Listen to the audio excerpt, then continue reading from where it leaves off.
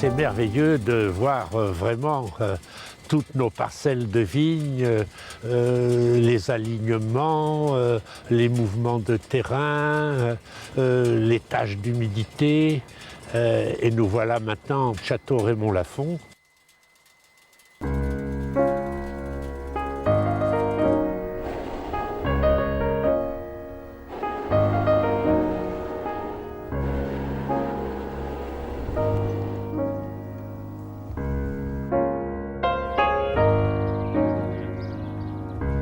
Château Raymond-Lafon maintenant est dirigé par mes enfants et en particulier ma fille Marie-Françoise qui est le président directeur général et avec ses deux frères, Charles-Henri qui depuis de nombreuses années s'occupe déjà du chai et de la vigne.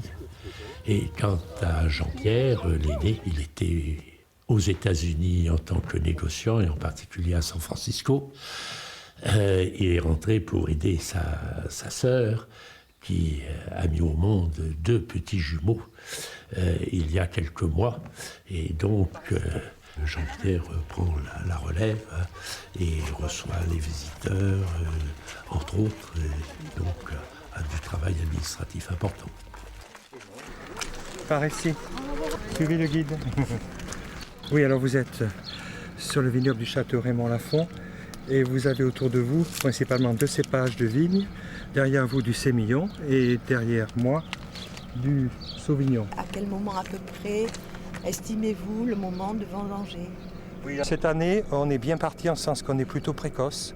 On a à peu près 2-3 semaines d'avance, ce qui généralement est bon signe. C'est pas la garantie d'un grand millésime, mais la plupart des grands millésimes sont des années précoces. Pourquoi? Parce qu'à Bordeaux, on peut avoir des aléas climatiques, on peut avoir beaucoup de pluie en début d'automne. Et s'il pleut 3 jours, ça va, mais s'il pleut 3 semaines, on perd la récolte. Donc plus tôt on vendange, mieux c'est. Donc on a un potentiel très correct cette année.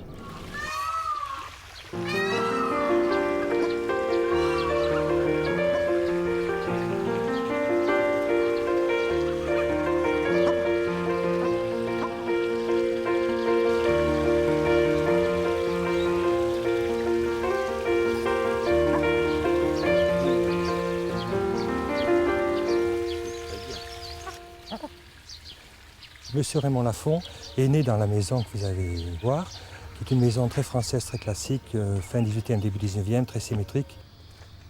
C'était un notable en quelque sorte, un marchand de vin, mais aussi le maire de Sauternes. Son rêve, c'était, je pense, d'avoir sa propre propriété, ou son nom, Château Raymond-Lafon. Bâtiment qui date de 1850, donc il est de Napoléon III. Ça a été pour lui, je pense, une consécration d'arriver à créer un vignoble très bien situé, comme vous le savez, entouré par les meilleurs crus de l'appellation.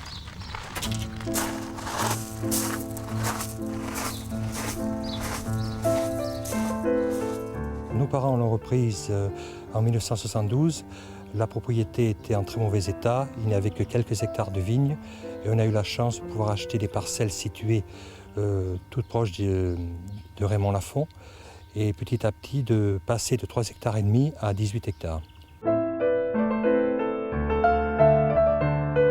À l'époque, mon père gérait Ikem, donc il n'était pas question qu'il travaille à Raymond-Lafon, il fallait bien dissocier les 2 propriétés.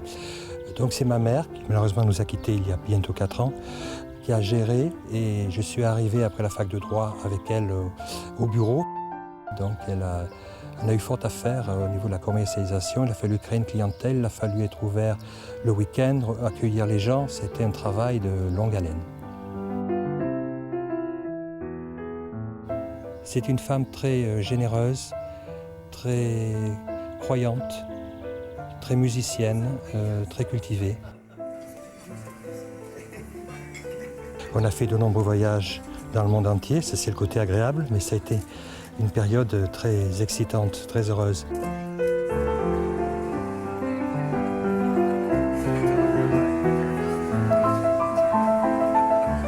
Vous allez vous remplir en France, ça va vous faire un souvenir. Très très plaisir.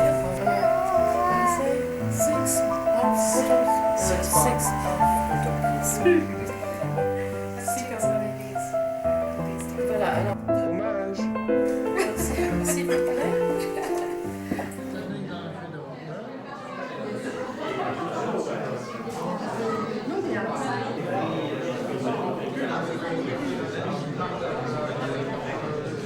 Marie-Françoise Mélier, je dirige le château Raymond Lafon, qui est une exploitation familiale.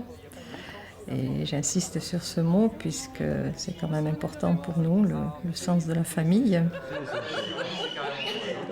Et moi, je suis passée à l'âge. Mon père est encore avec nous, mes frères s'occupent également. Chacun a des tâches différentes dans la propriété. Et en ce qui me concerne, c'est surtout un travail plus de réflexion, de bureau.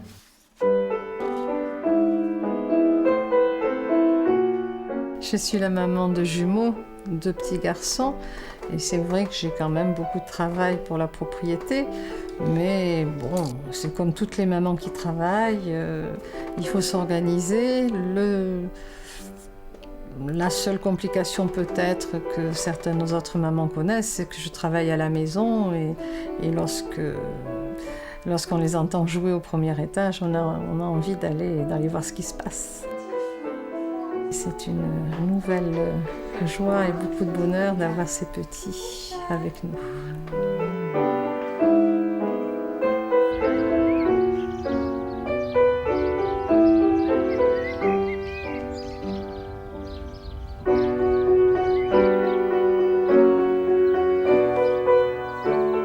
Alors, le château Raymond Lafon n'a pas été classé en 1855 parce que nous sommes trop jeunes. C'est un classement établi à cette époque-là, qui est inamovible. Nous n'avons pas pu nous présenter puisque nous n'avions pas assez d'antériorité, donc nous n'en faisons pas partie. Beaucoup de gens s'attachent d'abord à la qualité de ce qu'ils ont dans leur bouteille, plus qu'à ce qu'il y a marqué sur leur étiquette.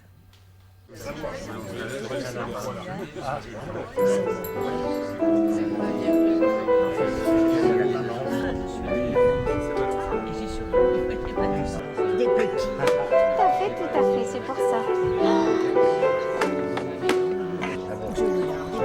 Ah bah ça, c'est le plus vilain qu'on finit le premier.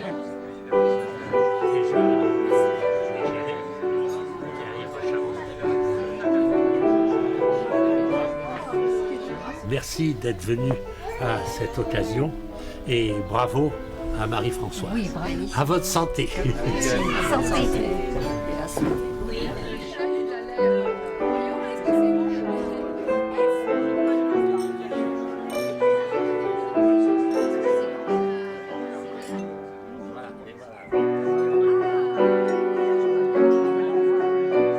Raymond Lafon a créé sa notoriété, hein, donc aujourd'hui on est reconnu par les connaisseurs, hein, comme étant vraiment un des meilleurs sauteurs.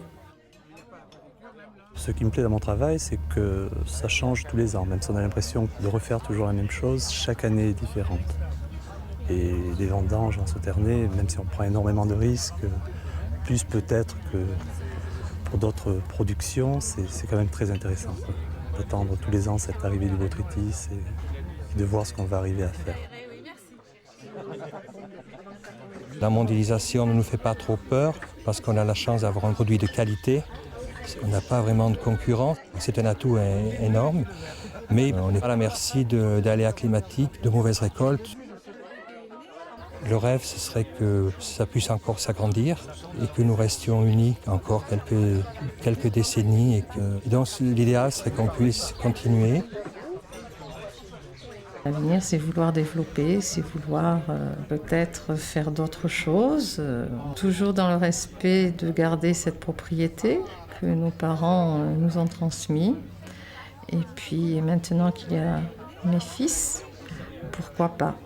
Ça ne sera pas la carte forcée, mais pourquoi pas ? Je crois que, en tout cas, leur grand-père serait très heureux si l'un des deux voulait poursuivre.